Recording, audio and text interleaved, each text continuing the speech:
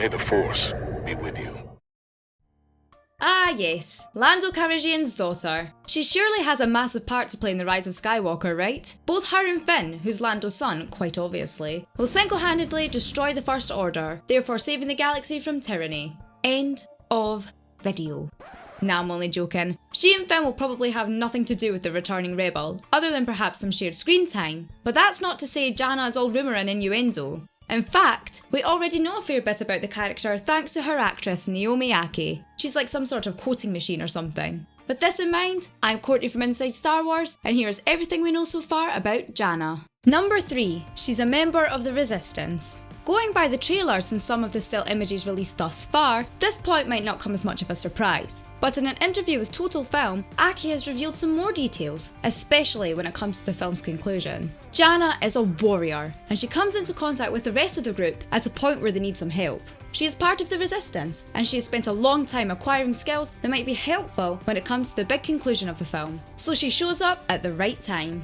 More on those skills in a little bit. For now though, let's just concentrate on the so-called big conclusion. Clearly Jannah has a larger role to play in all of this. She doesn't just turn up in one scene only to disappear in the next. And all of this has to do with her homeworld, Kef Bir. This ocean moon is where the wreckage of the second Death Star fell. It must be neighbours with Endor or something. As someone with good intentions, seeing firsthand or hearing about the battle on her own turf, she's not exactly going to sit back twiddling her thumbs, is she? Speaking of which, Number 2, she can ride a space horse. Orbaks, Courtney. They're called Orbaks. And to think I've only just gotten used to calling Fathiers by their real name and not CGI messes.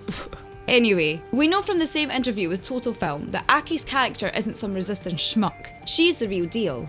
I was training for 7 months, 3 times a week at an amazing horse ranch called the Devil's Horseman. By the end of it, I could canter without any hands. I could play catch with balls whilst on a horse. It's the best part of the job. You get paid to learn. In the final trailer for The Rise of Skywalker, Jannah looks to be leading an Orbak charge across some kind of ship, possibly a Star Destroyer. To perform such a feat, Ackie needed to be in tip-top horse riding condition, hence the rigorous training. As it turns out though, she's not just a capable rider.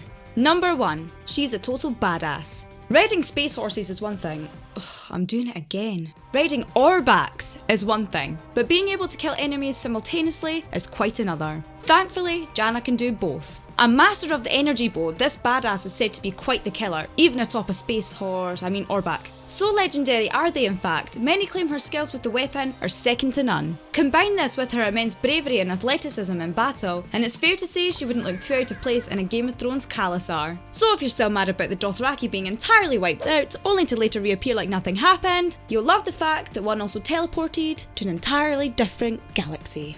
In all seriousness though, if Jannah handles herself in battle anywhere close to the Dothraki, she's bound to become a fan favourite character. The thought of her leading a band of warriors doing flips and tricks on an Orbak is tantalising stuff. Fingers crossed she doesn't somehow become another Rose Tico.